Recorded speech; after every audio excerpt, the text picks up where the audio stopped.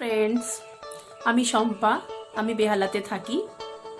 এই লকডাউনে তোমরা নিশ্চয়ই বাড়িতে বসে ভীষণ বোর হচ্ছ। আমিও বাড়িতে বসে ভীষণ বোর হচ্ছি। আর সব থেকে অসুবিধা, আমরা একটু বাইরের খাবার খেতে পাচ্ছি না, যেটা আমাদের প্রত্যেকের খুব পছন্দের। তো আমি তো থাকতে পাচ্ছি না, তাই আমি রান্না করছি। আর সেই রান্নাগুলো আমি তোমাদের সাথে শেয়ার করব। তো যদি তোমাদের আমার রান্না ভালো লাগে, তাহলে দিদির রান্নাঘর, ওখানে গিয়ে লাইক আর কমেন্ট করবে। দিদির রান্নাঘরে নিত্য নতুন রান্না যদি তোমরা চাও, তাহলে অবশ্যই সাবস্ক্রাইব করবে। যাই হোক, আজকে আমি প্রথম যে রান্নাটা করছি, সেই রান্নাটার নাম চিকেন রেজালা, একটি মোগলাই রান্না। আমি ভালো করার চেষ্টা করছি, তোমরা দেখো, তোমরা ট্রাই করো। আমার এই বিশ্বাস ভালো হবে। তো চলো আমরা সবাই রান্নাতে ঢুকি, রান্না করি, দেখো কি করে করি, এবং প্লিজ তোমরা ট্রাই করো, ট্রাই করে আমায় জানাও।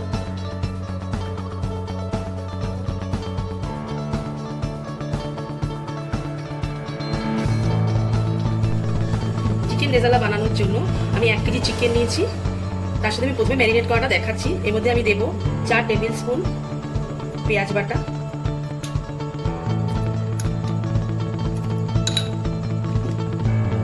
2 টেবিল স্পুন আদা রসুন পেস্ট, আমি একটু গোলমরিচ আর সামরিচকে গুঁড়ো করে রেখেছি, এটা দেবো 1/2 চামচ। আর দেবো দই, আমি 200 গ্রাম দইকে ফেটিয়ে রেখেছি, এটা আমি বেশিরভাগটাই ঢেলে দেবো। আর দেবো স্বাদ মতো নুন, 1/2 চামচ নুন দেবো। এটাকে ভালো করে ম্যারিনেট করতে হবে, ভালো করে মিক্স করে নেব। দেখুন, আমার চিকেনটা ম্যারিনেট করা হয়ে গেছে। এবার এটাকে আমি ফ্রিজে রেখে দেবো 1 থেকে 1.5 ঘন্টা। 1 ঘন্টা ম্যারিনেট করার পরে ফ্রিজে রেখেছিলাম, তারপরে আমি নিয়ে আসলাম। এবার আমি একটু বাটার মিক্স করবো, 2 কিউব বাটার এর মধ্যে দিয়ে দেব। দিয়ে বাটারটা আমি চিকেনের সাথে মিক্স করে নিচ্ছি, ভালো করে মিক্স করবো। আমার চিকেনটা বাটার মাখানো হয়ে গেছে। এবার আমার রান্নার জন্য আর যা যা লাগবে আমি সেগুলো একবার দেখিয়ে দিই।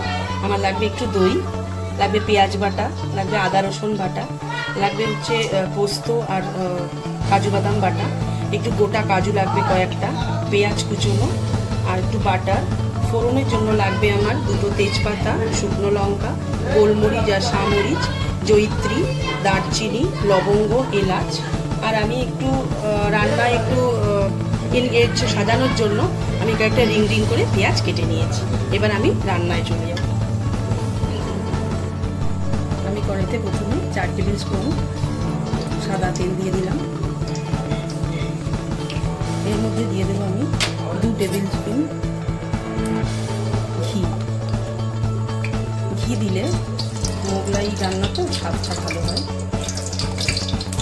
দিয়ে দিলাম ঘি। এরপর আমি এর মধ্যে ফোড়নের জিনিসগুলো দিয়ে দেবো এক এক করে। প্রথমে দেবো তেজপাতা, 2 শুকনো লঙ্কা। শুকনো লঙ্কাটাকে আমি ভাঙবো না, গোটা দেবো। আর দিয়ে দেবো এর মধ্যে দারচিনি, লবঙ্গ, এলাচ, জয়িত্রী আর গোলমরিচ আর সামান্য সামরিচ দিয়ে আমি এটা কিছুক্ষণ নাড়তে থাকবো। একটু হালকা ভাজা ভাজা হবে, একটা সুন্দর গন্ধ বেরোবে, ভাজতে থাকবো। আমার মশলা দিয়ে একটা সুন্দর গন্ধ বেরোচ্ছে। আমি ফ্লেমটাকে কমিয়ে দেবো গ্যাসে। দিয়ে এর মধ্যে কিছু পেঁয়াজ কুচুনি, একটা গোটা বড় সাইজের পেঁয়াজ নিয়ে নিয়েছি আমি, সেটার মধ্যে দিয়ে দেবো। এবার পেঁয়াজটাকে ভাজবো, লাল করবো না, সামান্য ভাজা ভাজা করে। আমার পেঁয়াজটা হয়ে এসছে। এর মধ্যে আমি 2 চামচ মতন বাটা পেঁয়াজ দিয়ে দেবো।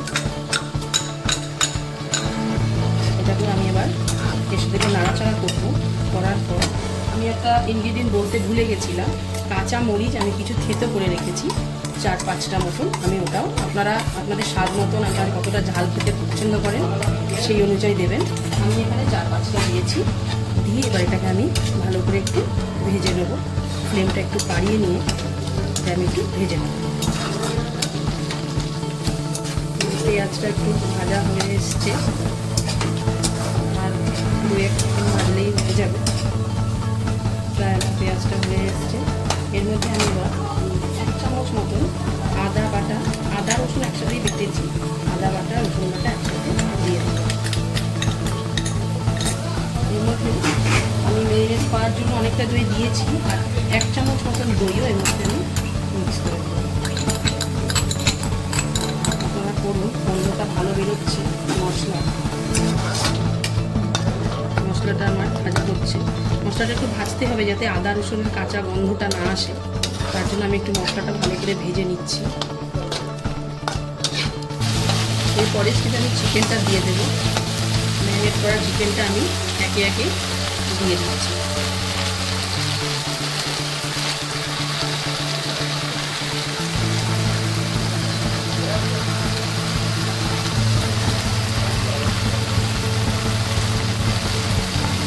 মশলাটাও আমি দেখুন, মশলাটাও আমি দিয়ে দিলাম। এবার আমি এটা ভালো করে মিক্স করে নেব। এরপরে আমি মাংসটা 5 থেকে 6 মিনিটের জন্য ঢাকা দিয়ে একটু হতে দেব, মশলাগুলো যাতে মাংসের সাথে ভালো করে মিশে যেতে পারে। এবার আমি ঢাকা দিয়ে আঁচটাকে একটু লো করে দিয়ে ঢাকা দিয়ে 5 থেকে 7 মিনিট রাখবো। আমার 7-8 মিনিট হয়ে গেছে। এই মাঝে মাঝে আমি একটু নাড়িয়ে দিয়েছিলাম, তারাও একটু মাঝে মাঝে নাড়িয়ে দেবেন।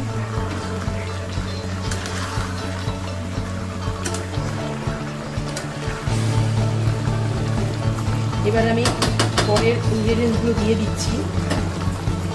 আমি এর মধ্যে এখন পোস্ত আর কাজু বাটাটা দিয়ে দিলাম।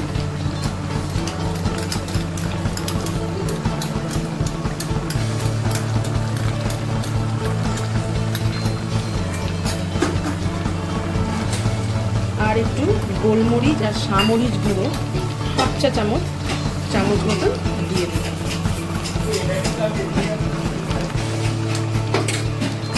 দিয়ে এবার এটাকে ভালো করে মিক্স করতে হবে। মিক্স করা আমার হয়ে গেছে। এবার আমি এটাকে আরও 5-7 মিনিটের জন্য ঢেকে দিয়ে রান্না হতে দেব লো ফ্লেমে, মিডিয়াম ফ্লেমে, লো ফ্লেমে না, হাই ফ্লেমেও না, মিডিয়াম ফ্লেমে দেব।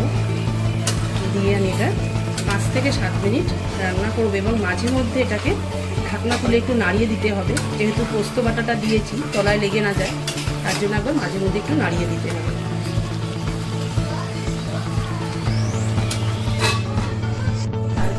আমি একটু মাঝখানে মাংসটা একটু নাড়িয়ে দেব।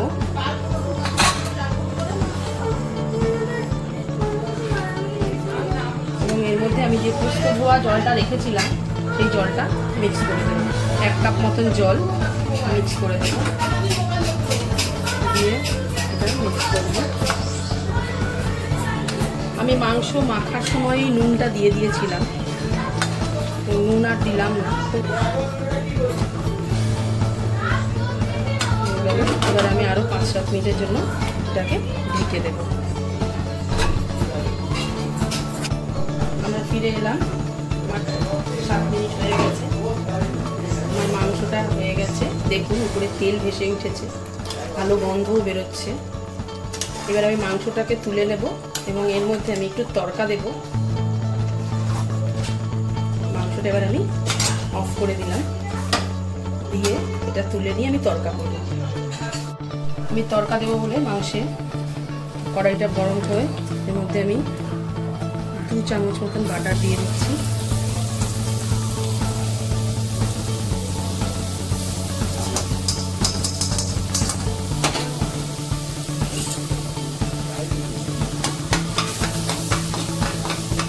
বাটারটা একটু নেড়ে নেব। এর মধ্যে আমি রিং করে কেটে রেখেছি কিছু পেঁয়াজ, সেই পেঁয়াজগুলোকে দিয়ে দেব। পেঁয়াজটা কিন্তু লাল করব না, সামান্য একটু বাটারের সাথে ভেজে নেব। আর এর মধ্যে দিয়ে দেব কয়েকটা কাজু, এটাও আমি এর সাথে ভেজে নেব।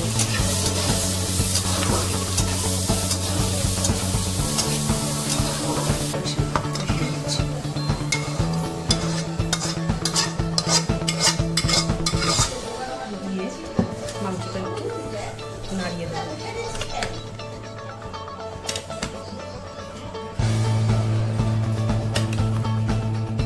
রেডি হয়ে গেছে চিকেন রেজালা। এবার আমি এটাকে সার্ভ করছি। আপনি এটা ফ্রাইড রাইস সাথে সার্ভ করতে পারেন, খেতে ভালো লাগবে। আপনারা দেখুন, ট্রাই করে দেখবেন আপনারা কেমন লাগলো।